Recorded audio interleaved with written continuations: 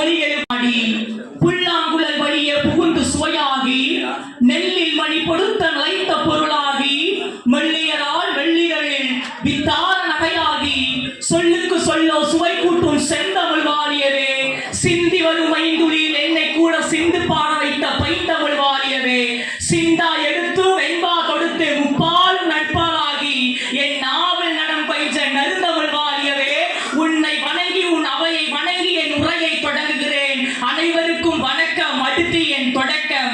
கொடுக்கப்பட்ட தலைப்பு அல்ல, தேர்ந்தெடுக்கப்பட்ட தலைப்பு மகளிர் பாதுகாப்பும் சமூக நீதியும் என்று சொல்லலாம். இந்த தலைப்பை பற்றி பேச வேண்டிய தலைப்பு என்று சொல்லலாம், விவாதிக்கப்பட வேண்டிய தலைப்பு என்று சொல்லலாம். முதலாவது, மகளிர் பாதுகாப்பு என்றால் என்ன? இந்த சமூகத்திலே, இந்த சமுதாயத்திலே பெண்கள் துன்புறுத்தலின்றி வாழ்வதுதான் மகளிர் பாதுகாப்பு. இந்த சமுதாயத்திலே, இந்த சமூகத்தில் இருக்கக்கூடிய பெண்கள் அச்சமின்றி வாழ்வதுதான் மகளிர் பாதுகாப்பு. இந்த சமுதாயத்திலே, இந்த சமூகத்திலே இருக்கக்கூடிய பெண்கள் சம உரிமையுடன் வாழ்வதுதான் மகளிர் பாதுகாப்பு. அந்த மகளிருடைய பாதுகாப்பிற்காக தொடங்கப்பட்ட ஒரு திட்டம் தான் இந்த அம்மா பெட்ரோல் திட்டம் என்று நம்மால் கூற முடியும். ஏன் இந்த அம்மா பெட்ரோல் திட்டம் தொடங்கப்பட்டது என்று நாம் கேட்கலாம். அதற்கு முன்பாக ஒரு சமுதாயத்திலே மகளிர் பாதுகாப்பு தேவை. ஏன்?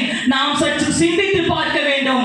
ஒரு பெண் பிறக்கிறாள், அந்த பெண் வளர்கிறாள், அந்த பெண் வளரும் போது தான் பாதுகாப்பாக இருக்க வேண்டும் என்பதற்காக, தான் பாதுகாப்பாக இருக்கும் அந்த சமயத்தில் தான் கல்விகளில் பங்கேற்க முடியும், வேலை வாய்ப்புகளில் பங்கேற்க முடியும். கல்வி மற்றும் வேலை வாய்ப்புகளில் பங்கேற்றால் தான் அந்த பெண் தன்னுடைய நாட்டிற்கு பங்களிக்க முடியும் என்ற நோக்கத்திற்காக இதனை கண்ட அனைத்து இந்திய அண்ணா திராவிட முன்னேற்ற கழகம் பெண்கள் தங்களை பாதுகாப்பாக எண்ண வேண்டும் என்ற நோக்கிலே, பெண்கள் இந்த தமிழ்நாட்டுக்கு பங்களிக்க வேண்டும் என்ற நோக்கிலே 2019ஆம் ஆண்டு அன்றைய ஆட்சியில் இருந்த அண்ணா திராவிட முன்னேற்ற கழகத்தின் முதல்வராக இருந்த எடப்பாடி பழனிசாமி ஐயா அவர்களால் ஆகஸ்ட் 26ஆம் நாள் அன்று தொடங்கப்பட்ட இந்த திட்டம் தான் அம்மா பெட்ரோல் திட்டம் என்று கூற முடியும். அன்றைய காலகட்டத்திலே சொல்வார்கள், அவனுக்கு மட்டும்தான் உதவும். ஒரு பெண் கல்வி கற்றால் அது அவருடைய குடும்பத்திற்கு அனைத்திற்கும் உதவும்.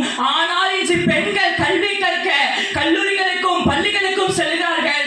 செல்லுகிற வழிகளே பாதுகாப்பு இருக்கிறதா? நாம் சற்று சிந்தித்து பார்க்க வேண்டும் என்றுதான் நம்மால் சொல்ல முடியும். இது மட்டுமா? இன்னும் எண்ணற்ற திட்டங்கள் இருக்கிறது என்றுதான் சொல்ல முடியும் என்று கூறி வாய்ப்பு தந்த அனைத்து நல்லுள்ளங்களுக்கும் Senior question number 96. Voice of EPS எடப்பாடியாரின் குரல். இந்த மாபெரும் பேச்சு போட்டியில் இப்பொழுது நமக்காக அஸ்வினி அவர்கள் பேச போகிறார். All the best, Ashwini. Super energy.